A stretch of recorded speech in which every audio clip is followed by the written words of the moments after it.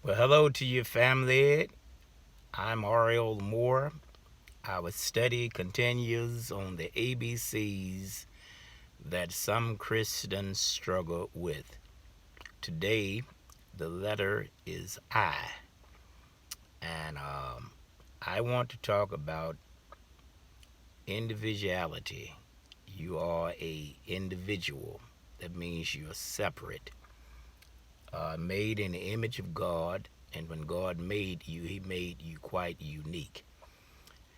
Look at the book of Psalms 139, the 139th number of Psalms, and you want to read the entire number, but pay attention to verse 14 and 15. I will praise thee, for I am fearfully and wonderfully made.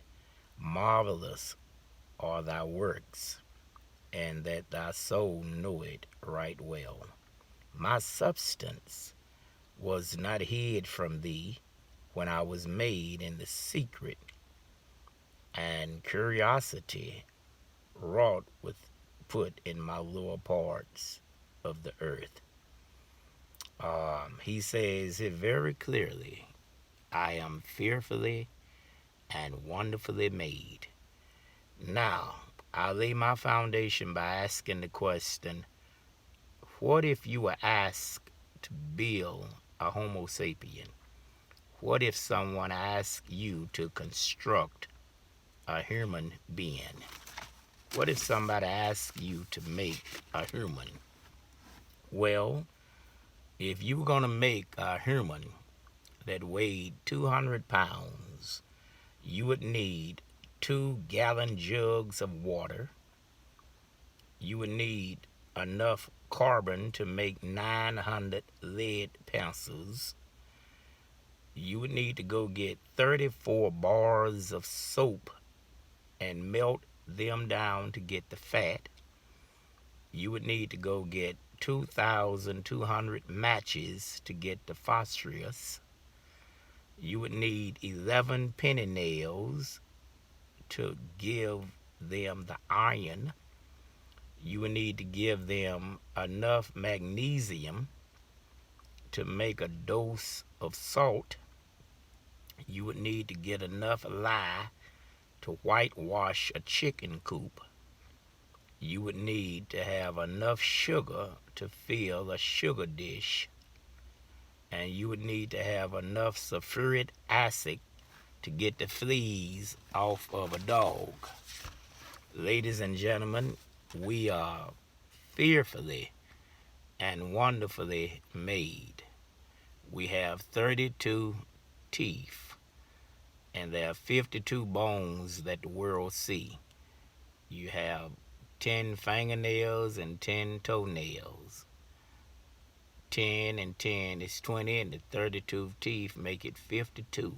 And there are 52 weeks in a year. You have 206 bones.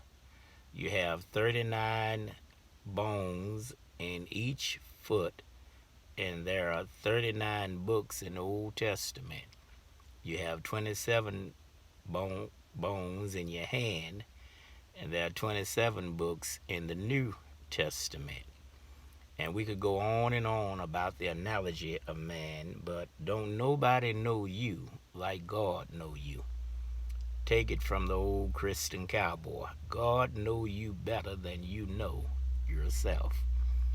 Here it is right here in Psalms 139. And look at how God know you. Verse 1 says, O Lord, thou hast searched me and known me. When he says known me, that means God know my character. Then when you get to verse 2, he says, you know my uprising and my sitting down. You know what I do.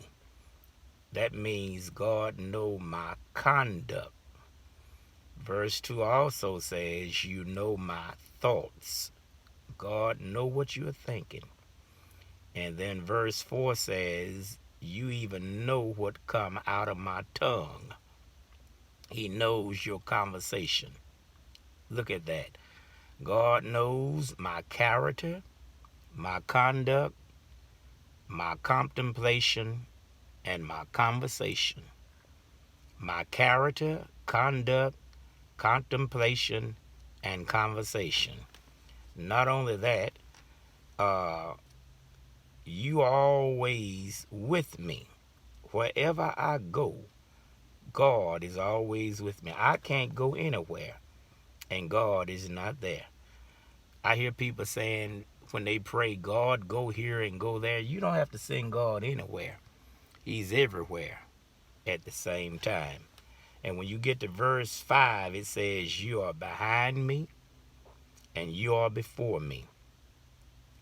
There's a scripture says, goodness and mercy shall follow me all the days of my life. He is forever behind me. But thank God he goes before me, because my destiny is in his hands. Your history is behind you, but your destiny is in front of you. And this is why you should not give up on people or judge people or try to tear somebody down because of their history. Because you forget, not only do I have history, but because I have a future, that means I have a destiny. God knows me better than I know myself. He knows my character, conduct, contemplation, conversation. He's before me. He's behind me. He's under me. And he is over me. And he's all around me. I cannot hide from the presence of God. Go to verse 7. I cannot hide from his presence. If I make my bed in heaven, he's there over me. If I make my bed in hell, he's there under me. Distance cannot hide me. Verse 9. If I take the wings of the morning and fly, no matter how far I fly, if I go to the other side of the world, or if I leave this earth and go to one of the planets, Mercury, Venus, Mars, Neptune, Saturn, Uranium, wherever you go, God's presence is there. So distance cannot hide me, verse 9. But darkness cannot hide me, verse 12. Look at verse 12, and it tells us very clearly in verse 11 and verse 12, it says, darkness to him is like light. God have night vision. You know, some people do things in the cloak of darkness and they think they can get by with it. Some people don't get wild until at night. I guess they think they can hide it from God. But God have night vision. And I need to tell you, he works on the night shift. Talk to Moses at the Red Sea, night shift. Daniel in the lion's den, night shift. Hebrew boys in the furnace, night shift. Paul and Silas in jail, night shift. Peter in prison, night shift. When the storm came for the disciples while on that boat, it was on the night shift. And then even Jesus died. It got so dark that the sun didn't shine. The S-U-N was intimidated by the S-O-N. God works on the night shift. And it may seem dark now in your life. As of today, 224,000 people that they know of have died in America from this COVID-19. But how many of y'all know, as dark as it is, God is still working on the night shift? I need to get out of here. We cannot hide from distance. We cannot hide in the darkness, because God knows us. Verse 13 reads, he possessed the reins.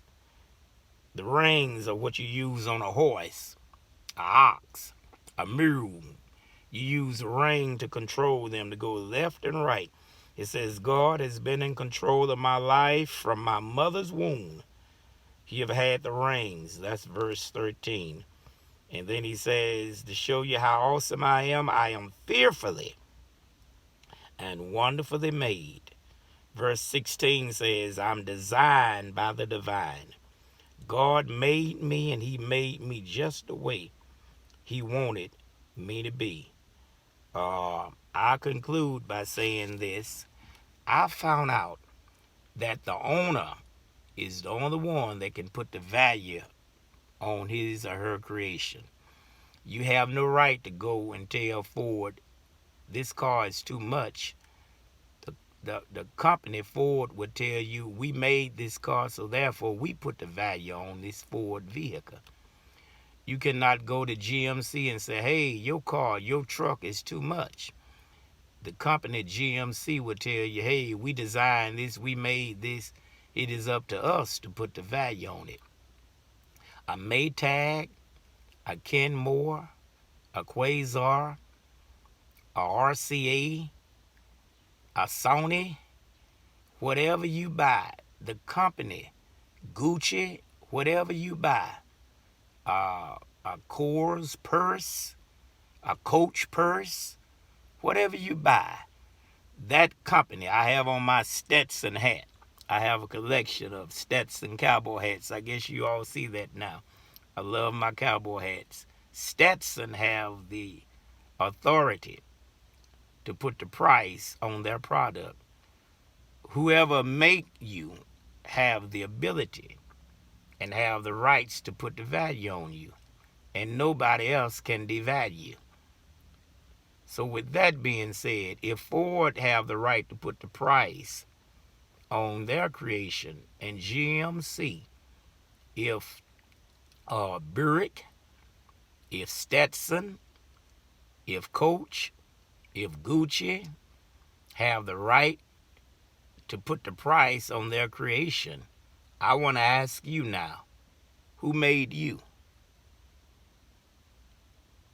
Who made you? Who made you? God made you. You're created in his image. And because you're created in his image, nobody have the right to put a value on you or devalue you. You are what God said you are. And what do God say you are? God said that you are the crown of his creation. God said that you are the above and not beneath.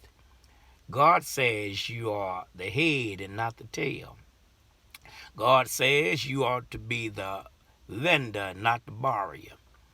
God says that you are of the righteousness of God. God says you are his child.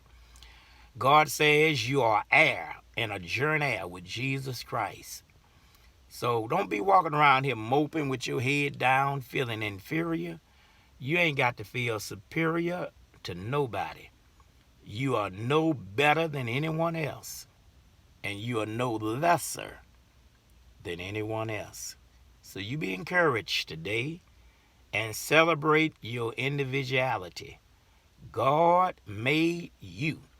And if people have a problem with you, you tell them keep it moving, because they do not have a heaven or hell to put you in. I conclude by saying, listen, verse 18, I love this. It says, the blessing that you have given me are more than the sands, the grain of sands. Now you add up how many grains of sand are there, not just on one beach, but all the beaches of the world. If you could count each grain of sand on all of the beaches in all of this country, on all of the continents, if you could count each grain of sand all over the world, each grain of sand, if you could number them one by one, how many do you think it would be? And yet my Bible says God think about you more than the grains of sand on the earth. That means you are constantly on his mind. You are uniquely made. You are invisible to some people, but you are invincible in the sights of God. So celebrate your invisibility. You are a unique individual. So celebrate that and keep your head high and you stay encouraged. I'm R.L Moore, the old Christian cowboy, and I hope this has been a word of encouragement to you. And I ask that you would share this with 10 or 12 of your friends, somebody who's feeling down, who's feeling unwelcome or unwanted, dealing with insecurity. Let them know that they are an individual and they were created and they are constantly on the mind of God. Until the next time, I will see you on the other side. Be encouraged.